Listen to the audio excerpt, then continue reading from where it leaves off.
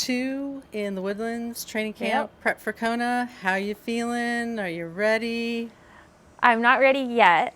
So we still have about 5 weeks, a little less than 5 weeks to Kona. So I wanted to come down here to the Woodlands and get some good heat training because it's been stupid hot here in Texas and it didn't fail. The first few days were like a little ridiculously hot. Now it's quite pleasant.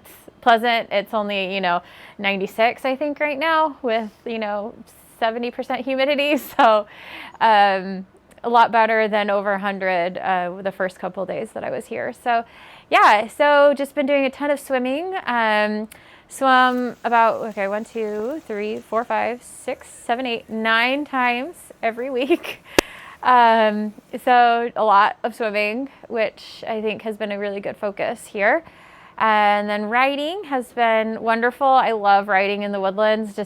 I guess it's technically not the Woodlands. I love riding up north in the National Forest, and it's just so beautiful. And you have a shoulder. There's a rumble strip between you and the road. Like, feels safe. There aren't too many cars out there, and all the cars have been super nice. And so, I just really, really love riding out here. It makes it super easy to go a lot further. And then running, I run all of my runs on the Ironman Texas run course because it's about half a mile away from where I'm staying. We're about half a mile away from North Shore Park, which is where the swim is.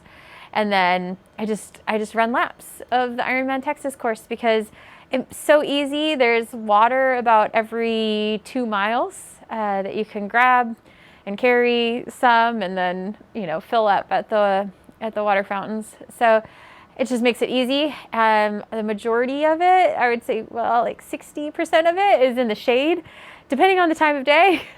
So that's also much needed and wonderful when you're running around in really hot and humid conditions. And so, I love running here as well. So now what it looks like going forward, because we have about, 5.5 weeks to Kona, I'm going to be going home for a couple of days, and we're going to do a couple of down days at home, really cherish that family time that I have.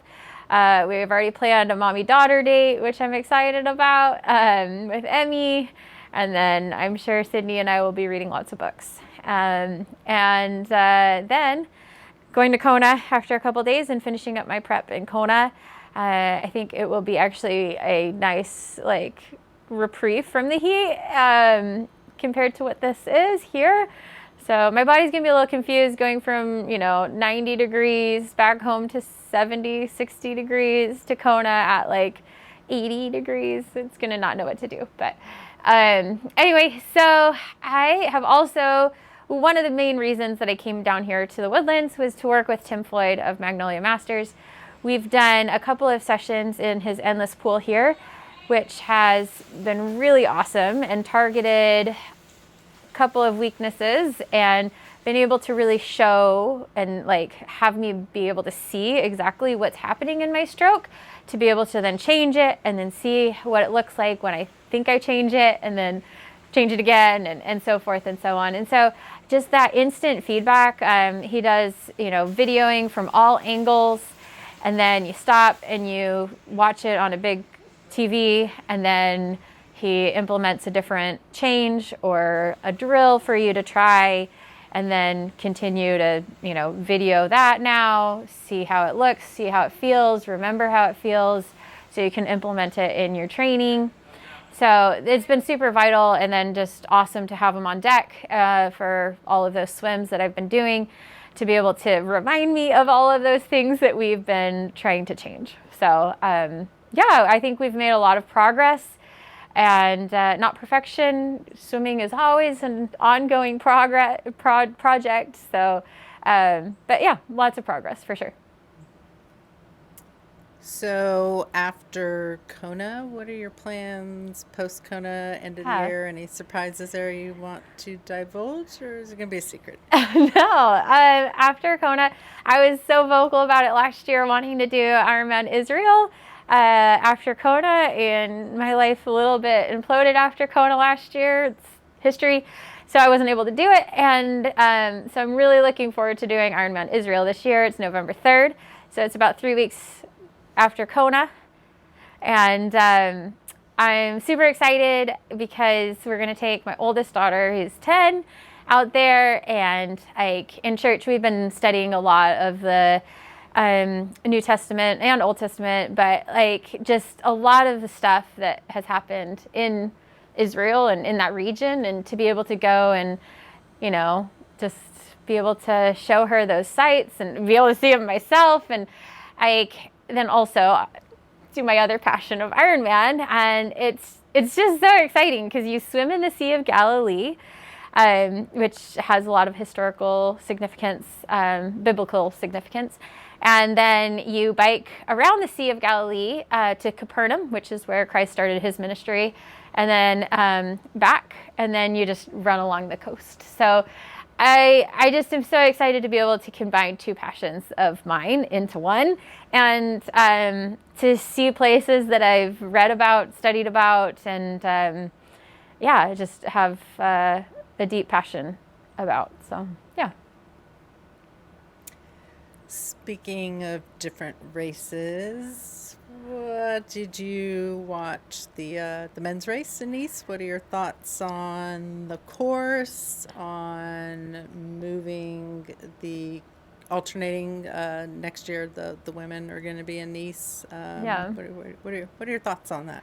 Yeah, I didn't watch the whole broadcast of it. I probably will watch it at some point in this winter on a trainer ride, along with 70.3 Worlds, because it was horrible time zone. But I did track it when I was waking up in the middle of the night and seeing where everything was, and watched a bit of it, like the swim start and stuff. And so it was quite interesting to see the different dynamics and how things played out.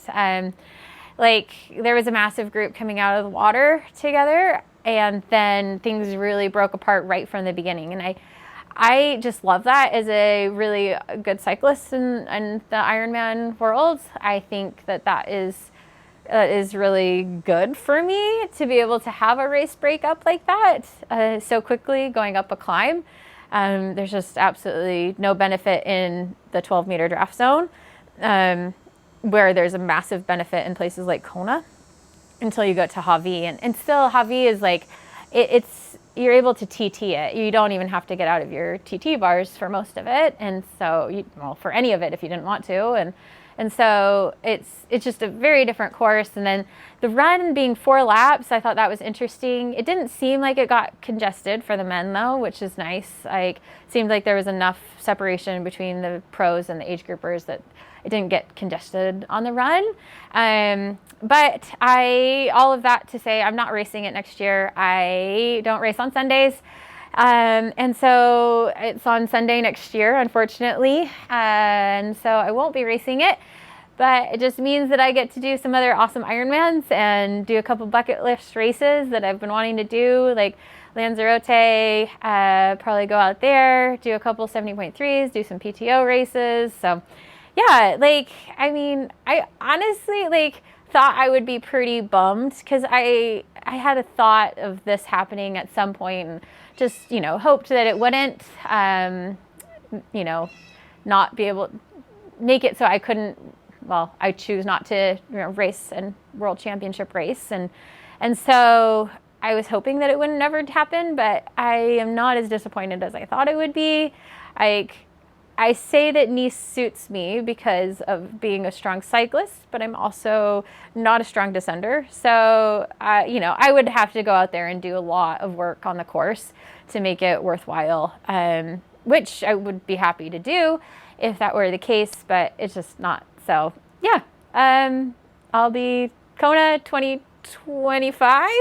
Yeah, 2025 in Kona. So, yeah, it's fine.